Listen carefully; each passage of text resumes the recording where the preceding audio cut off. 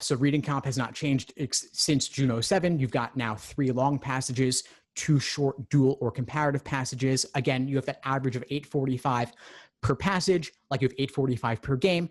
That is simply an average though. Some are easier, some are harder. I worked through the riddled basins of attraction passage with somebody recently. I think that's from Prep Test 50.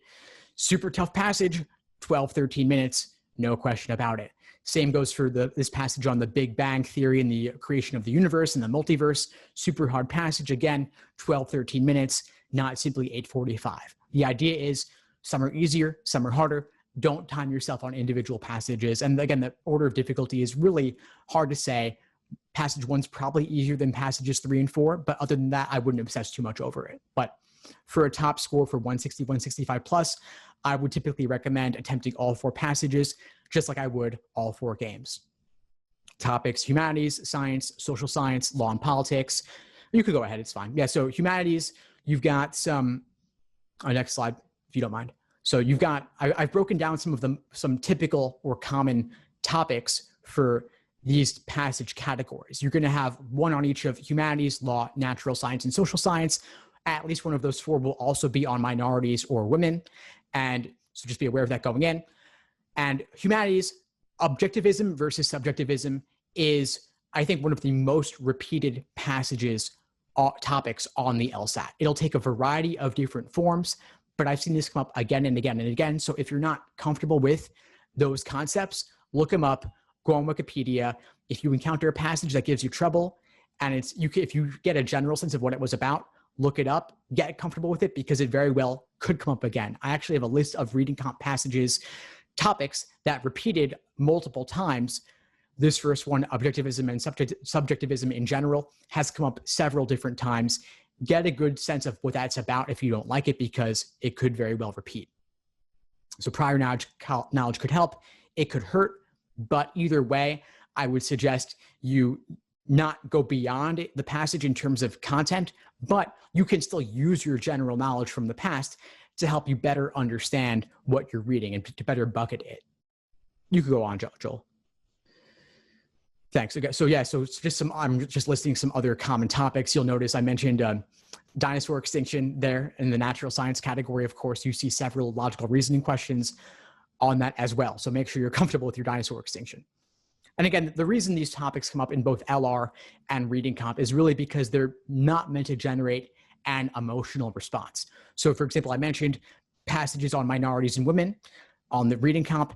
Is it going to be about Black Lives Matter or current events? Definitely not. They're going to talk about a scholar of some kind, and they're not going to be totally negative or totally positive.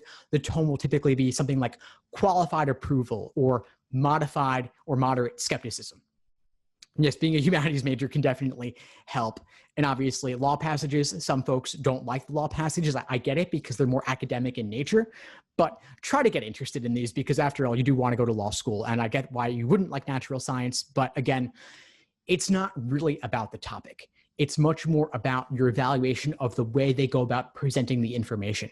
And they're somewhat dispassionate about it. They're not looking to generate strong emotional responses, but do what you can to caricature or exaggerate a little bit about it, just to get a little bit more excited. That helps a lot. I had one student who would always say like, hell yeah, when she's reading as she goes through these, to just try and like, oh, for real? Like to just try and get a sense of like she's having a conversation with somebody. Michonne, for those in my courses who know her. Yeah, so this is just some more common topics that have come up in the past. Yeah, so again, if any of these you don't like, they've all appeared, so get comfortable with them. I talk about outside knowledge a little bit. It can help, it can hurt, but don't actually use it to help you solve the questions, but use it to help yourself get a general framework about what's going on. You don't need it, but obviously it could help a little bit. Reading for structure, that's the biggest thing I would think about here. Read for structure, don't read for the details. On the digital LSAT and the Flex, you do have highlighting and underlining tools.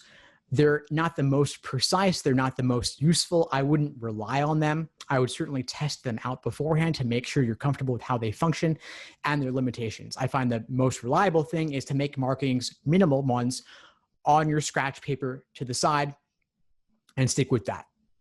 As for scratch, you get 5 sheets of paper for the Flex, which is 10 pages double-sided. On the digital, who knows if and when that'll come back, you get a booklet of 12 to 14 pages.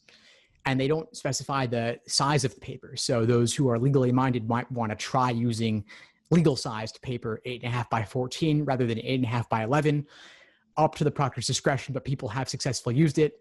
And as Hannah is mentioning in the chat, you can use Control F on the Flex. Control F is permitted, which can really help you to quickly find keywords back in the passage. And you can move on to the next one, Joel. So where they come from, they're not from the real world. There is nothing that's directly quoted from an academic journal. LSAC adapts materials from the real world and rewrites them for use on the LSAT reading comp. And so I found one case where they were taking a book review from the New York Times and adapting it for a reading comp passage. And so I could compare them side by side, LSAC's boringification of that topic for the reading comp versus how it actually appeared in the New York Times. Of course, the New York Times articulation of those ideas was far more interesting and engaging than the LSAT ones. And so these are purposely written to be legalistic, to be structured like contracts. Not the most exciting, burying the lead sometimes, not the most engaging, but be aware of what they're doing there. And yes, again, Control F is allowed. LSAC has confirmed this. You will be fine.